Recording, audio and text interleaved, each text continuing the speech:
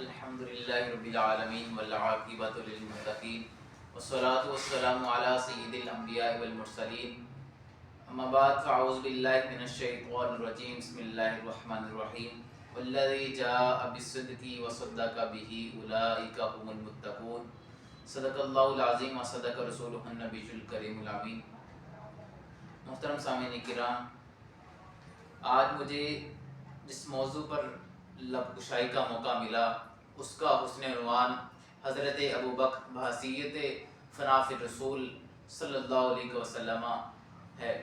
حضرات محترم، افضل البشر بعد الانبیاء حضرت ابو بکر امت محمدیہ کے ایسے فرد فرید اور ایسے رکن یقین ہیں جو اپنے فضائل، خصائل، مرتبہ، مقام میں اس قدر بلند ہیں کہ وہ سب سے ممتاز ہیں۔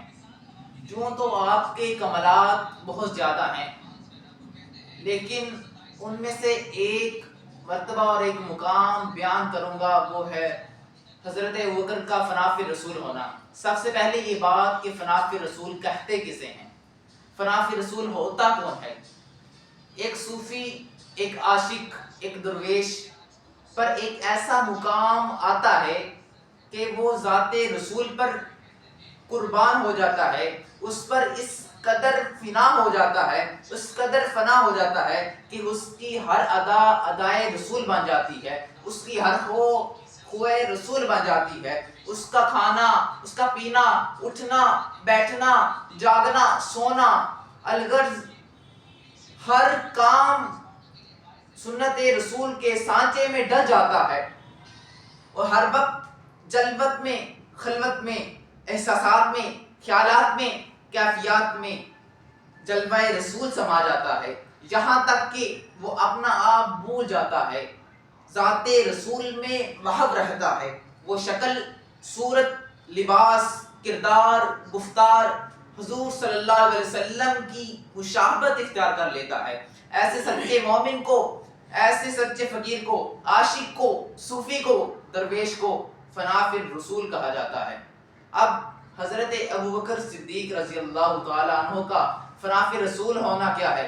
وہ حضور سرور کائنات پر کس قدر فنا تھے؟ ابھی ہجرت مدینہ کے موقع پر اہل مدینہ جب حضور سرور کائنات کے انتظار میں بیٹھے تھے، آپ کے چہرہ انور کے شناسہ تھے، حضور سرور کائنات نے مدینہ کے قریب ایک وادی، ایک کے قریب ایک بستی جسے قباء کا نام دیا جاتا ہے، قباء کی بستی میں ڈیرا لگایا تو شہر مدینہ اور مضافات مدینہ کے لوگ وہاں پر آپ کو ملنے آئے، حضور کی زیارت کے لیے آئے۔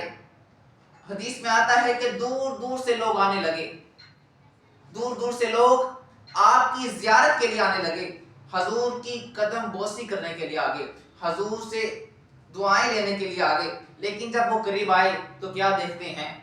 عجیب نظارہ دیکھتے ہیں، دو یار بیٹھے ہیں، دونوں ایک جیسے ہیں، ان کا حال کچھ ایسا تھا کہ دونوں کا لباس ایک جیسا، داڑیاں ایک جیسی، زلفیں ایک جیسی، لباس ایک جیسا، رنگتیں ایک جیسی، سنگتیں ایک جیسی، رنگ ایک جیسا، ڈنگ ایک جیسا، چہرے، لبوں، آنکھوں، جسم میں ایک ایسی مشابہت تھی کہ دونوں میں کوئی چیز بھی مختلف نہ تھی۔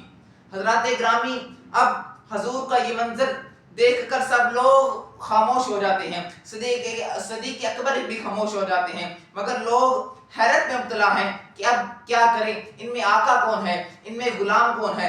ادب کا تقاضا ہے کہ پہلے سلام آقا سے کیا جائے، پھر غلام سے کیا جائے۔ اب سمجھ نہیں آ رہی کہ کون آقا ہے اور کون غلام ہے، تو مگر اب یہ مشکل ہے کہ لباس اور صورت میں دونوں ایک ہی جیسے ہیں۔ حضرت صدیق نے جب یہ لوگوں کی حیرت کو دیکھا، حیرت و کیفیت کو دیکھا، تو آپ یہ بانپ گئے کہ عشق نے میرا یہ حال کر دیا ہے کہ مجھ میں میرا کچھ نہیں رہا۔ شاید کیا صدیق اکبر رضی اللہ تعالیٰ عنہ یہ بانپ گئے کہ معاملہ کیا ہے۔ اب صدیق نے فرق بیان کرنے کے لیے آپ دھوپ میں ہو گئے، اسی وقت حبس ہونا شروع ہو گئی۔ حضرت ابوبکر صدیق رضی اللہ تعالیٰ عنہ نے حضور سرور کائنات کو پنکھا جلنا شروع کر دیا تاکہ حضور راحت محسوس کریں۔ اسی وقت مدینہ کے لوگ ان کو یہ پتہ چل گیا، ان کو معلوم ہو گیا کہ آقا کون ہے، اور غلام کون ہے۔ تو اسی وقت آپ کو پتہ چل گیا کہ آقا کون ہے اور غلام کون ہے۔ اسی وقت مدینہ کے لوگوں نے حضور سرور کائنات کی قدم بوسی کی، آپ سے دعائیں دیں اور آپ کا استقبال کیا۔ اب دنیا عشق کا یہ اصول ہے کہ تکمیل عشق کے موقع پر محب اور محبوب، عاشق اور معشوق میں دوئی نہیں رہتی بلکہ یکسوئی ہو جاتی ہے۔ محب کو دیکھو یا محبوب کو، بات ایک ہی نظر آتی ہے۔ حضور سرور کائنات نے ارشاد فرما دیا، من رآنی فقد رأى الحق، جس نے مجھے دیکھا اس نے حق کو دیکھ لیا۔ اس حدیث پاک میں فنائیت کی ایک چیز آتی ہے کہ نبی کریم صلی اللہ علیہ وسلم کی ذات خدا کے جلووں میں فنا تھی، اس قدر فنا تھی کہ جس نے نبی کو دیکھ لیا اس نے خدا کے جلووں کو دیکھ لیا۔ چہرہ مصطفیٰ کا جلوہ مثل خدا کے جلوہ کے ہے۔ اب ایک اور موقع پر حضرت ابوبکر صدیق رضی اللہ تعالیٰ عنہ کی فضیلت کو ظاہر کرتا چلوں کہ حضرت ابوبکر رضی اللہ تعالیٰ عنہ کو غار ثور میں بہت شدید پیاس لگی۔ آپ نے رسول اللہ صلی اللہ علیہ وسلم کی بارگاہ میں عرض کی، یا رسول اللہ مجھے شدید پیاس لگی ہے۔ آپ صلی اللہ علیہ وسلم نے فرمایا کہ اذهب الى صدر الغاری، کہ تم غار کے صدر میں چلے جاؤ، غار کے درمیان میں چلے جاؤ تو وہاں پر تمہیں پانی مل جائے گا۔ تو آپ اسی وقت، آپ حالانکہ اس غار کی پہلے صفائی کر چکے تھے، آپ نے پہلے آپ کو وہاں پر کہیں بھی پانی نہ ملا تھا، لیکن جب آقا کا حکم ہوا اسی وقت آپ نے آقا کے حکم پر غار کے حکم کی طرف منہ کی، غار کے صدر کی طرف منہ کیا اور ادھر کی طرف چلے گئے۔ وہاں پر آپ نے دیکھا کہ ایک چشمہ پھوٹا ہوا ہے، وہاں سے آپ نے فوراً پانی پیا اور واپس آتے ہیں۔ حضور نے فرمایا کہ اے ابوبکر تو نے پانی پی لیا ہے؟ حضرت ابوبکر عرض کرتے ہیں، یا رسول اللہ میں نے پانی پی لیا ہے۔ آپ نے فرمایا کہ ابوبکر پانی کی ذرا خصلتیں تو بیان کرو، پانی کی صفتیں تو بیان کرو۔ تو آپ نے کہا، یا رسول اللہ میں ملک در ملک پھرا ہوں،